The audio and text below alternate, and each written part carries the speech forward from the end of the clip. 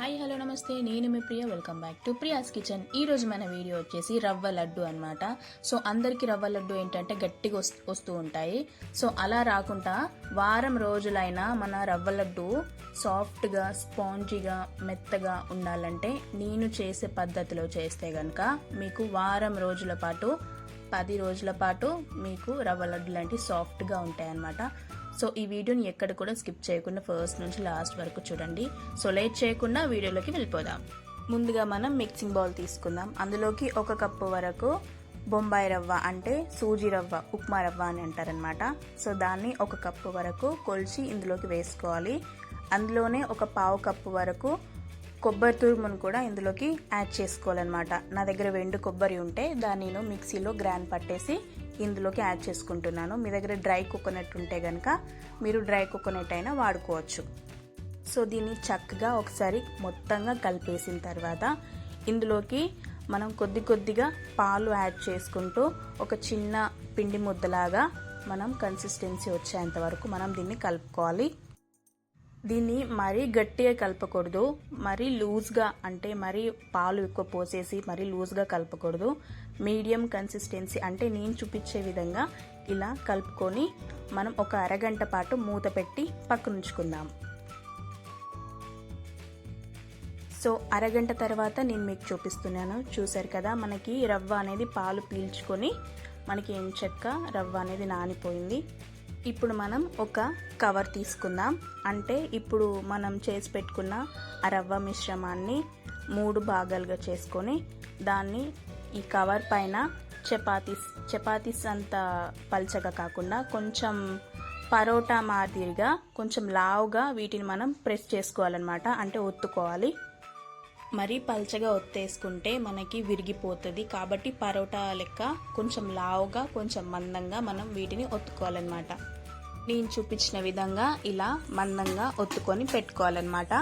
Next మనం ప్యాన్ని heat చేసుకోవాలి. ఆ ప్యాన్ పైన కొద్దిగంత ఆయిల్ వేసి చక్కగా హీట్ అయిన తర్వాత మనం చేసి పెట్టుకున్న ఈ రవ్వ అప్పంని ఈ ప్యాన్ పైన వేసేసుకొని చక్కగా 2 వైపులా కాల్చుకోవాలన్నమాట. వేసిన వెంబడే టర్న్ చేయకుండా ఒక 2-3 మినిట్స్ అలా వెయిట్ చేసి కిందంతా కాలిన తర్వాత ఆ తర్వాత మనం టర్న్ చేసుకుంటే మనకి ఈ రవ్వ అప్ప అనేది చక్కగా కాలుతుంది అండ్ లోపల దాకా కూడా చక్కగా ఉడికిపోతుంది అనమాట. ఆయిల్ వేసుకుంటూ 2 వైపులా చక్కగా కాల్చుకోవాలి. ముందుగా మనం పాలు పోసి కలుపుకొని ఇలా చపాతీ లాగా చేసి మనం కాల్చుకుంటున్నాం కాబట్టి లోపల దాకా మనకి చక్కగా రవ్వ కూడా ఉడికిపోయి సాఫ్ట్గా అయిపోతుంది అనమాట.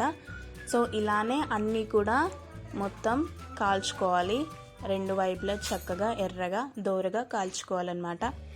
మీకు చేయితో కనుక చపాతీ చేయడం రాకపోతే చపాతీ చేసే రోలర్తో అయినా మీరు చక్కగా రోల్ చేసేసుకోవచ్చు.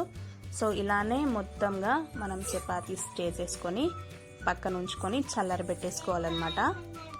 ఈ చపాతీస్ని పూర్తిగా చల్లారిన తర్వాత మనం వీటిని చిన్నగా ముక్కలుగా కట్ చేసుకొని పక్కన ఉంచుకోవాలి.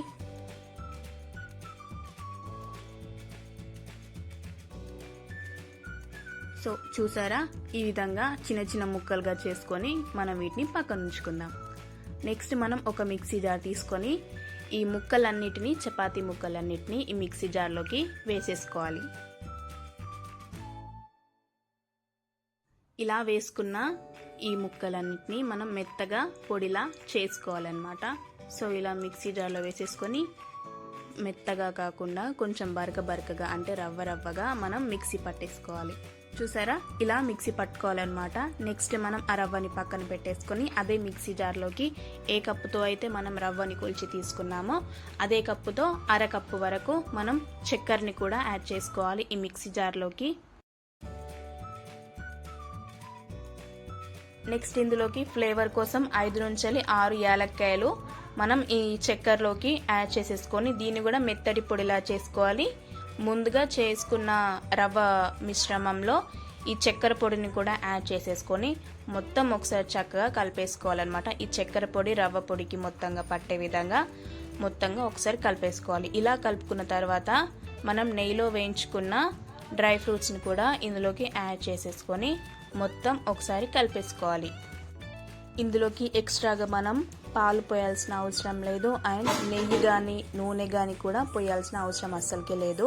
మనకి రవ్వ కాల్చుకునేటప్పుడే రవ్వ ఆల్రెడీ మనకి సాఫ్ట్గా అయిపోయి ఉంటుంది కాబట్టి మనకి ఎలాంటి పాలు కానీ నెయ్యి కానీ లేకుండా మనకు చక్కగా లడ్డూలు అనేటివి చుట్టుకోవడానికి ఈజీగా ఉంటుంది అనమాట. సో చూసారు కదా మనకి రవ్వ లడ్డు అనేది ఎంత చక్కగా ఈజీగా చుట్టుకొస్తుందో. సో చూసారు కదా ఎంతో రుచికరమైన రవ్వ లడ్డులు ఇంత ఈజీ ప్రాసెస్లో చేసుకోవచ్చో. మనకి ఎలాంటి పాకం లేకుండా లడ్డూలు కూడా మనకి గట్టి పడకుండా ఇలా నేను చెప్పిన మెథడ్లో కనుక చేస్తే మనకి లడ్డూలు అనేటివి మినిమం వారం నుంచి 10 రోజుల వరకు ఈజీగా నిలువ ఉంటుంది. ఫ్రిడ్జ్లో కూడా స్టోర్ చేయాల్సిన అవసరం లేదు. బయటే మనకి మంచిగా వారం నుంచి 10 రోజుల వరకు నిలువ ఉంటుంది. చూసారు కదా మనకి లడ్డూలు కూడా ఎంత సాఫ్ట్గా వచ్చాయో, లోపటి వరకు చాలా సాఫ్ట్గా ఉన్నాయన్నమాట. తింటే కూడా నోట్లో వేసుకుంటే అట్ట కరిగిపోతుంది అంతే. ఈ ప్రాసెస్లో కనుక చేస్తే మీకు రవ్వ లడ్డూలు చాలా ఈజీగా కూడా చేసుకోవచ్చు. పెద్ద కష్టపడాల్సిన కూడా పని అవసరం లేదన్నమాట. సో చూసారు కదా మా ఈ వీడియో కనుక మీకు నచ్చినట్టయితే లైక్ చేయండి, మీ ఫ్రెండ్స్ అండ్ ఫ్యామిలీ మెంబర్స్కి షేర్ చేయండి. అలాగే మన ఛానల్ని కొత్తగా ఎవరైనా చూసినట్టయితే మన ఛానల్ని సబ్స్క్రైబ్ చేసి బెల్ ఐకాన్ క్లిక్ చేయడం మాత్రం అస్సలు మర్చిపోవద్దు. మన పాత వీడియోస్ కనుక ఇంకెవరైనా చూడనట్టయితే వెళ్ళి చూసి లైక్ అండ్ కామెంట్ చేయండి.